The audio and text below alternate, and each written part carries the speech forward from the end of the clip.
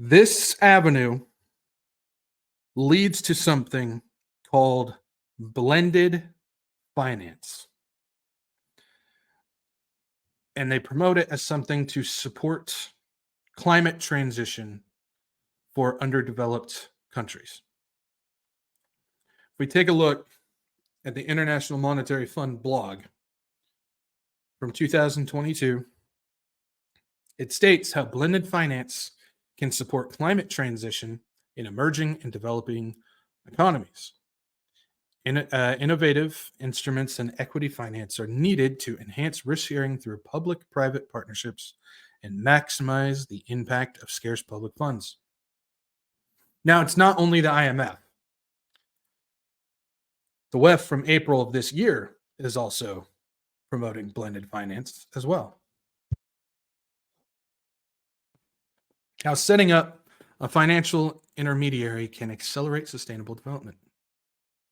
Okay, so we got a couple big players here that are pushing this blended finance all of a sudden. What is this and why is it important? And how does it wrap into NACS? Hang with me. Now, this is something that there's a lot to it. There's a lot of inner working cogs.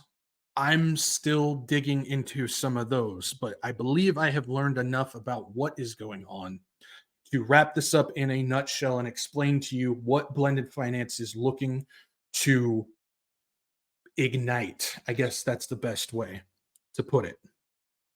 But in a nutshell, blended finance is a purposely structured collapse scenario similar to 2008, but slightly different. In a nutshell, that's what this is, all in the name of climate change. How is it different? If you guys don't know, 2008 was about a transfer of wealth, but ultimately it wasn't an accident. Don't ever let anybody tell you that was an accident or it just the cycle ran out, because some people say these things have a cycle period and then it has to. No, it was purposely orchestrated to be not only a transfer of wealth, but it was mainly about a transfer of financial power and control to investment companies like BlackRock, who took control of government financial planning. I'm not going to get into it because it's a big old long thing, but I did an entire podcast on it a while ago. So if you go and you find my podcast in the live section, it's called BlackRock Takeover. I explained to you why 2008 was purposely planned and what it was for. So make sure you go check that out if you don't know. Now, this one is about an even larger wealth transfer, but seems to be pointing towards a transfer of public asset ownership from the public sector to the private sector via a collateral system. Basically, what they want to do is they want to create a system through NACS where they can take all of the natural assets, lands, and the ecosystems from them and set it up in a position where if the economy crashes, which we know it's going to happen, they have to do it. They have to tear down what's already there to bring in the new. So when that happens, all ownership of all the natural assets in their ecosystems will then get transferred to the NACS or those who control the NACS. That's what this is leading up to, in my opinion. If you put all natural assets under NACS with a blended finance structure, and then collapse the system, all ownership of land, resources, and nature transfers to the private investor connected to it. You know how I was talking about in the very beginning how NACS don't have to own the land, they just have to be the management over it? This is going to be the system in my opinion, this is going to be the system that is then going to, when it drops to zero, the land ownership gets transferred to the NAC, and then they'll own it.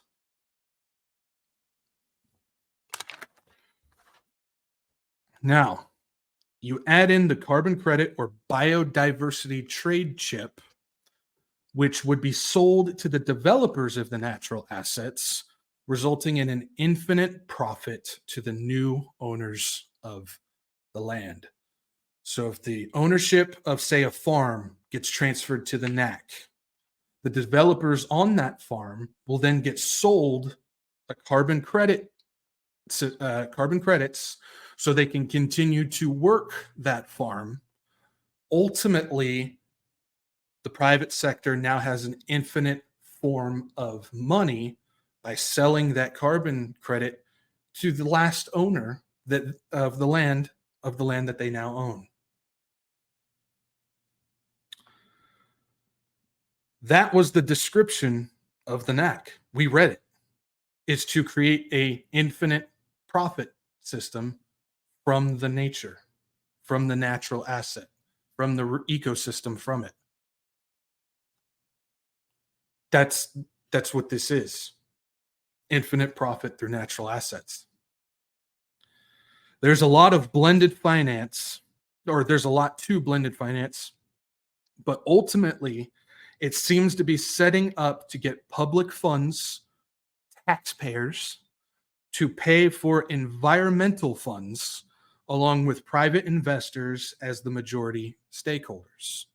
When the asset drops to zero, all money and all ownership in the asset floats to the majority stakeholder, which is always the private investor. The private investor takes the cake, takes it all, the money and the land, and then sells the credits to the person who originally owned it to keep it rolling, generating infinite profit. It's 2008, but much bigger in scale. This is two birds with one stone. You collapse the economy to bring in the digital system, with the natural asset ownership transferring to the private sector. It works flawlessly. Carbon credits are going to be part of the digital wallet along with your digital ID with the new CBDC, because when they collapse the economies, that's going to be their excuse to bring in the digital. And then at the same time, because it's never just for one thing, but at the same time, they can then do massive land and nature grabs at the same time.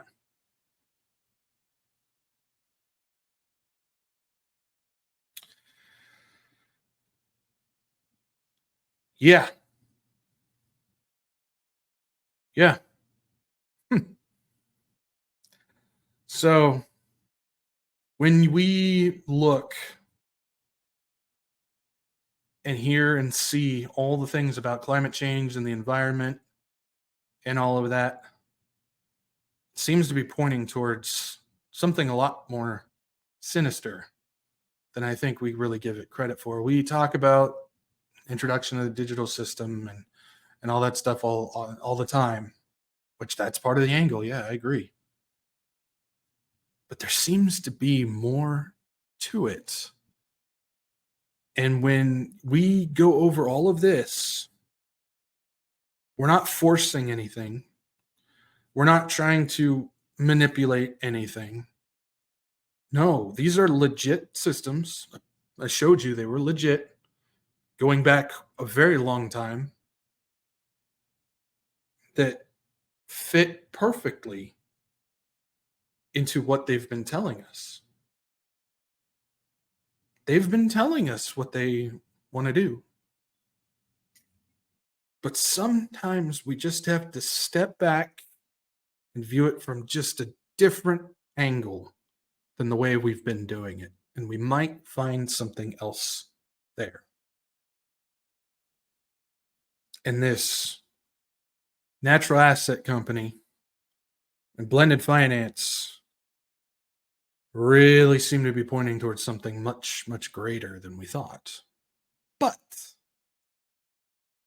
there's one more aspect to this. And here's where it gets good. You're going to want to hear this part specifically. If I lost you from the very beginning, this is probably the easiest and best part of this story. For those who have Jesus Christ, we don't have to worry about any of it. Not a thing. For those who have Jesus Christ, we don't have to worry about any of it. That's the best part. We are to be encouraged by these things. We are to look up when we see these things. We are not to worry. We are not to panic.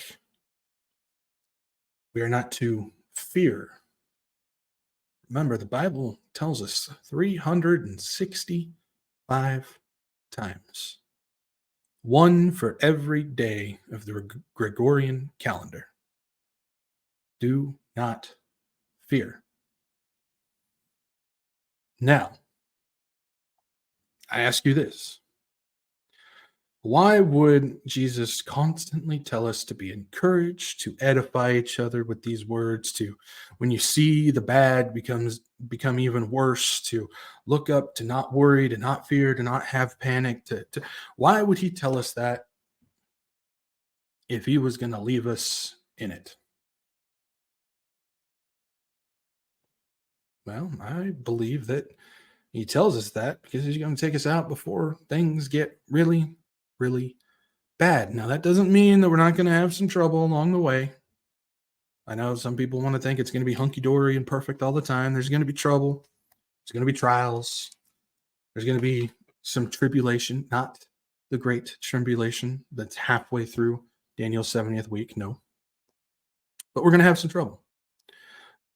But Matthew 24 tells us it'll be like the days of Noah, where we're just going about our daily lives like normal. I know things are different and they're not like they were a couple of years ago, but if you look around the world right now, things are pretty normal. People are just going about their daily lives. And then all of a sudden, the rapture is going to happen. We're going to get taken out. Now, I ask you, if a global financial collapse happens to reset the entire world, do you think that it's going to be life as normal? No. That's why he tells us to be encouraged when we see these things start to come to pass, because we're almost home. But for those who don't have Jesus,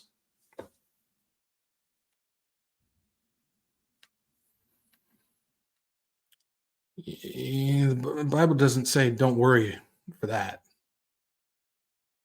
No. The Bible's pretty clear. The only hope, the only salvation, the only grace, the only truth, the only escape. I like to put emphasis on that word escape because there's some people that get so irritated. Oh, you're just an escapist. Yeah, I am an escapist.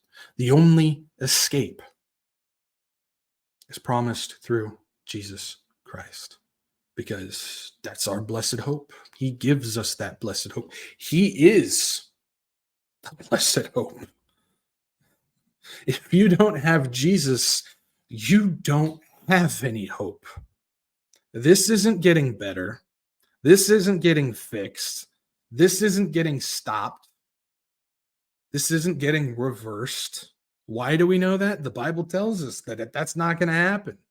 It's like labor pains. Have you ever seen a woman who gets the labor pains and all of a sudden they just stop or reverse because, baby just decided no. When they start to come, the baby's coming. So I urge you, if you don't have Jesus,